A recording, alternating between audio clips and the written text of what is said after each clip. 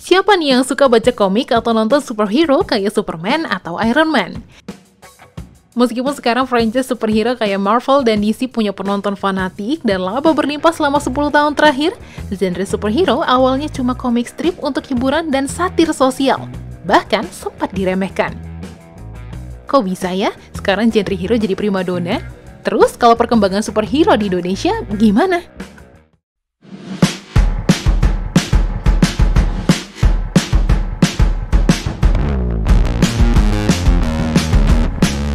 Ternyata, komik yang pertama kali dibuat adalah The Adventures of Badia Oldbuck tahun 1837 di Eropa karya Rudolf Stover dari Swiss.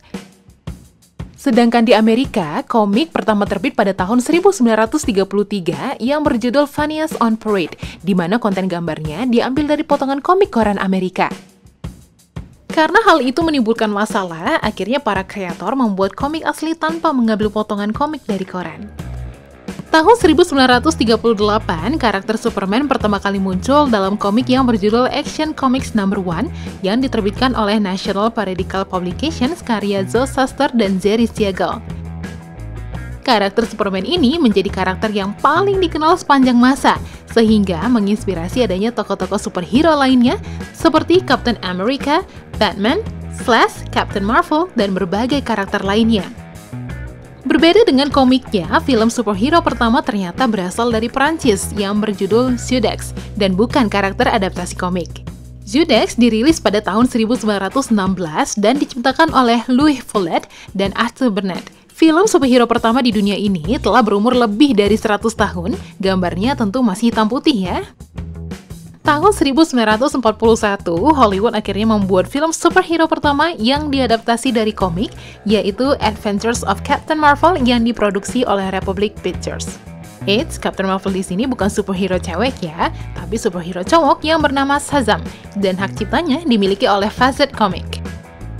Setelah itu, disusul film-film lain yang diproduksi oleh Columbia Pictures seperti Batman pada tahun 1943, Captain America pada tahun 1944, Superman pada tahun 1948, dan Atoman vs Superman pada tahun 1950. Film-film ini dikemas sebagai bentuk serial hitam putih.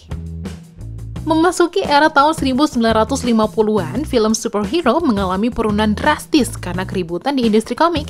Bahkan pada era 1960-an, hanya ada satu film superhero yang dirilis, yaitu Batman pada tahun 1966. Tapi di tahun 1978, film superhero mengalami kebangkitan lewat film Superman garapan Richard Donner dan menjadi film superhero pertama yang menerima Oscar di kategori Best Visual Effect. Semenjak itu, film superhero mulai dipandang di ajang bergengsi dan terus berkembang dari segala aspek. Genre superhero nggak hanya menceritakan aksi heroiknya aja, tapi juga mengangkat cerita anti-hero, orang biasa yang menjadi hero. Bahkan mengangkat superhero dari golongan minoritas seperti Luke Cage dan Black Panther. Dah, sekarang kamu udah tahu nih cerita superhero yang di luar negeri.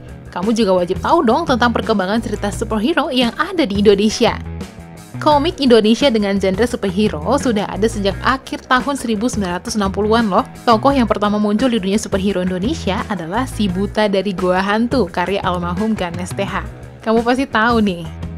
Kalau DC punya Superman, Indonesia punya Rama Superman Indonesia di tahun 1974. Selain itu, di tahun 1980 ada Darna Ajaib yang diperankan oleh aktris senior Lydia Kandau.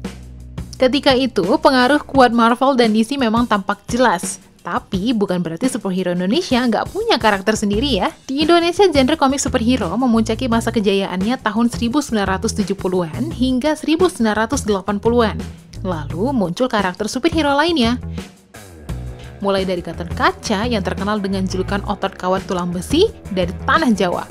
Saras 008, superhero perempuan yang punya julukan pahlawan kebajikan.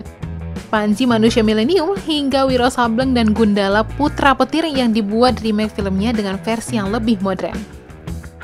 Itu dia geng cerita awal dan perkembangan tentang superhero.